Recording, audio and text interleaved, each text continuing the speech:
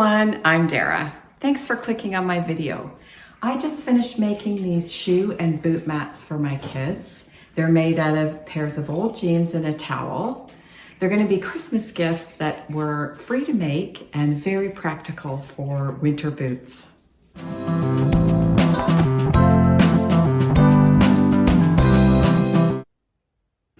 I'm going to make an attempt to turn these old jeans and this cast off golfing towel into a shoe mat.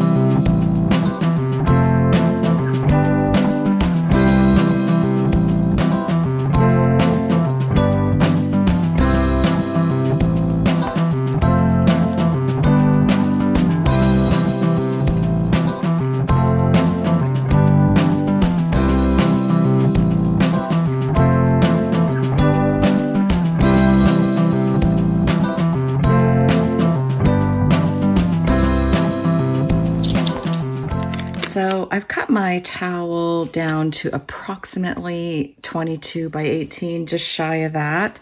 So now I'm going to measure these legs to see if I can get a front and back for my towel. Okay, so I have lined up my, I know it's straight at the leg, so I've lined that up with one side of the towel.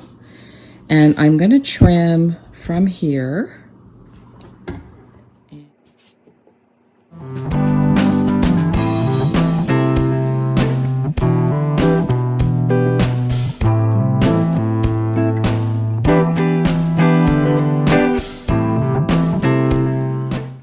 Okay, so I've got my two legs cut into these rectangle shapes, and I was pressing them out, and it occurred to me that this, you know, even though it's kind of got character, this worn out knee on the other side doesn't show. So I'm gonna actually use this wrong side for my mat. So this is all serged, but I am gonna stitch it down so it's flat. And I do have some scraps of denim from other projects that I've made. And so I thought it might be nice to put something on this mat to decorate it a little bit. So, oh, hello, Harriet. Harriet's coming to give me her artistic outlook. So here's a pocket. So I'm gonna just lay that pocket right there. And then I thought, come on, Harriet, off you go. And then I thought this might be kind of cute right there. So I actually might pull that in a little bit. It really reminds me of my Creative Memories scrapbooking days when we used to do like squares on points and triangles to decorate scrapbook pages. I don't know if anybody remembers that, but I think that's kind of cute for one side of the mat. But I'm just gonna do that and these two and just make that little thing. And I'm going to do it as raw edge applique because, you know, it's a shoe mat, so if there's a bit of fraying, that's no problem.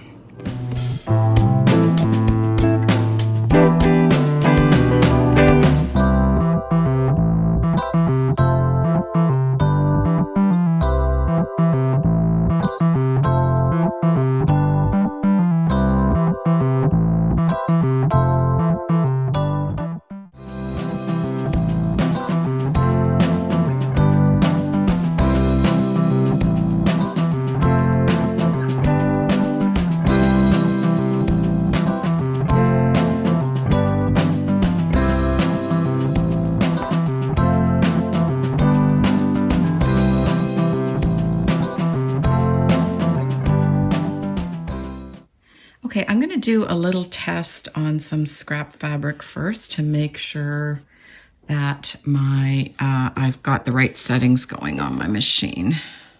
It's too dark, can't see it.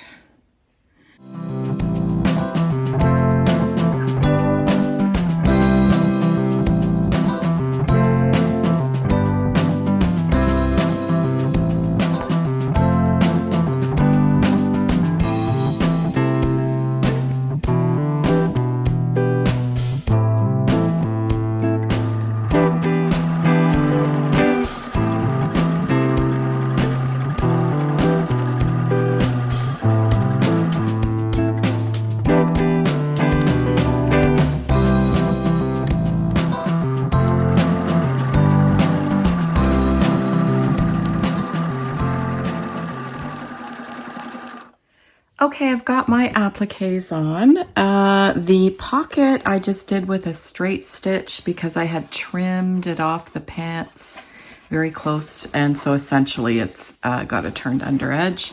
And I did close the top because this is a mat and I don't want any like dirt and stuff getting in there when the shoes are on it. So that's that one. And then this is the other side. I'm going to make 3-inch quilting lines, and I'm going to use my dressmaker's chalk to do it. And I basically want them at 45 degrees. So I've got those on my mat here. So just to get me started, I'm going to use that. All right, so I went and got my longer ruler because for my first line, I want to be able to join it up.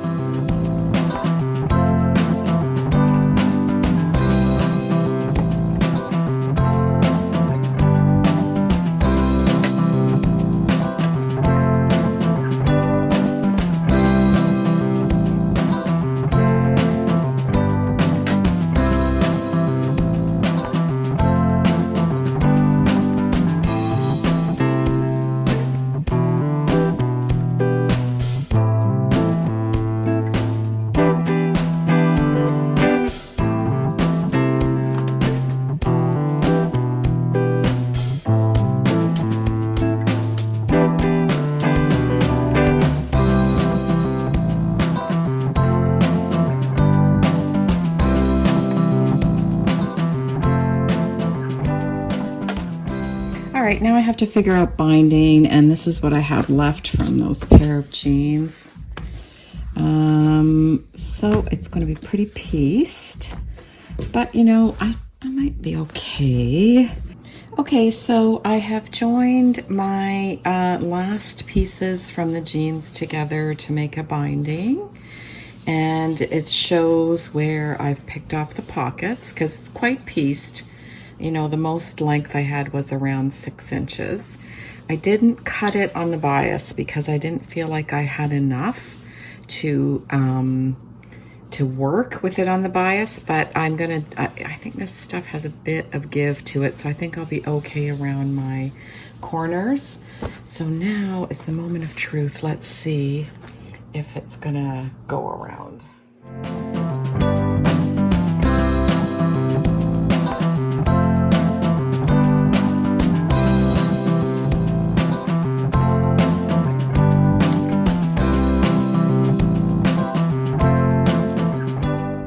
Okay, this went on, and it was a bit of a struggle, and it was pretty hard on my machine, but we got there in the end. So what I've done is I've just tucked in my join, and it's time to flip it around, and I'll do the hand sewing here. Okay, so here's the binding. I've got this crochet cotton, and I've been experimenting with other ways to reinforce the binding. So here is my first attempt. I could not get my stitches straight because I was thinking like just a running stitch along the binding, but it's only straight on one side and I'm on a terrible angle on the other side. So what I've started doing is this winding stitch. I'm just going completely around the binding with the crochet cotton and a needle. It's taking a while, but I think it's going to look okay. I'm going to leave this stuff in because I think it'll be camouflaged when I get around with this. So that is the last step, and then my shoe mat is almost finished. It's turning out super cute. I really like it. Alrighty, here's my finished mat, boot mat from one side. And here's the other side. Okay, so here's one side of my mat, and I've got this hole right here. So I'm going to use this to cover up the hole. This is from my scrap denim.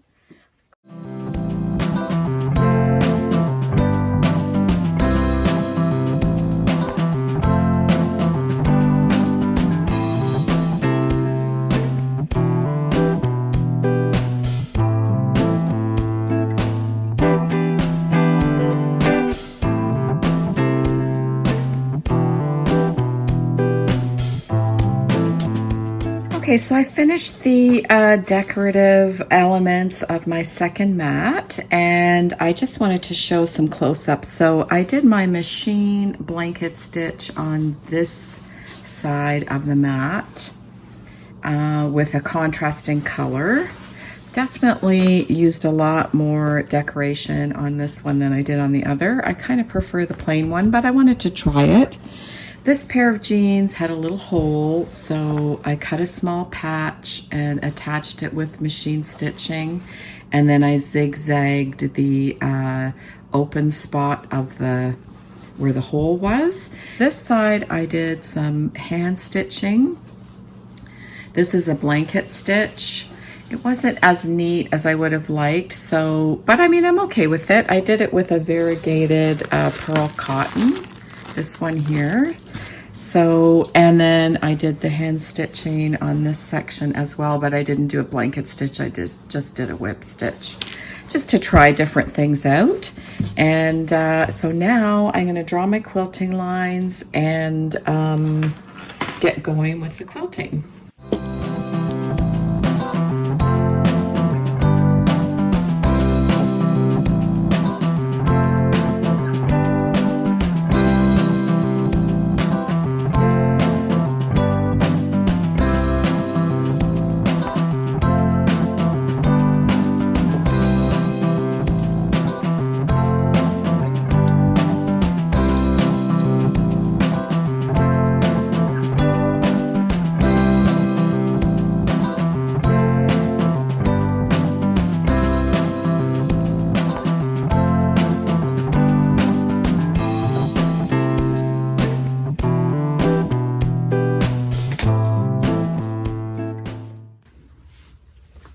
Okay, so last time I used the offcuts from the thick denim jeans to bind.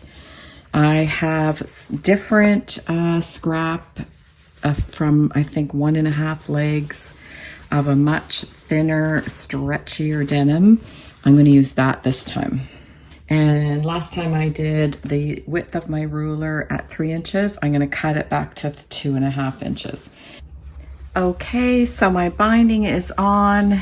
This thinner, stretchy denim went on much more easily than the thick stuff.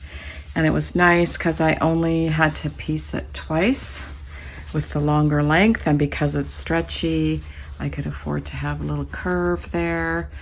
Similar to, this is essentially the exact same thing as my baby pad. So last thing is to get the binding wound around the back. So here's my 2 mats. They're a great weight. They're really sturdy. They're machine washable, and they're thick enough that if you put a pair of wet boots on them, it doesn't soak through to the floor. I hope that seeing these denim and towel mats will inspire you to try making one if you have, you know, some heavy fabric and an old towel to use up. Very practical, very useful, and fun to make.